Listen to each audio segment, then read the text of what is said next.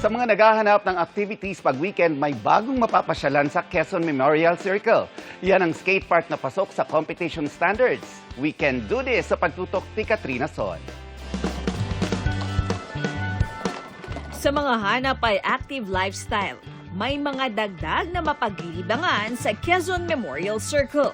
Gaya ng kanilang bagong tennis court. May tennis court po tayo, may 2 court po tayo na bagong bukas din po ngayon. Ang registration namin ay through email po namin, email ng QMC at quezoncity.gov.ph po. Mag-email po kayo doon and then kung po siya, pwede rin kayong walk-in.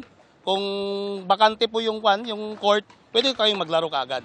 Pati na ang skate park na binuksan nitong May 7 mula sa ramps, rails at mga obstacle na swak sa beginners at professionals.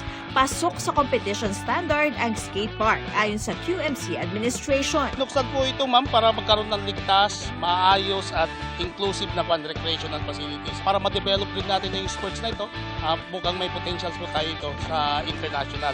May mga bantay rin para masigurong ligtas ang maglalaro. Kaya si Jason, pinasubok sa anak ang skate park. Na imbes na maligaw ng landas, 'di ba? Ito isa sa mga magandang outlet din, mag-skate na lang sila, 'di ba? Yung mga bisyo, malayo sila sa ganun.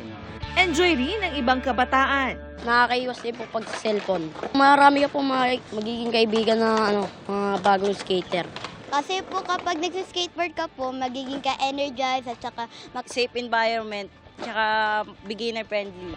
Patok din ang skate park sa mga young at heart. Gaya ng 53 anyos na si Kiray Asyodche.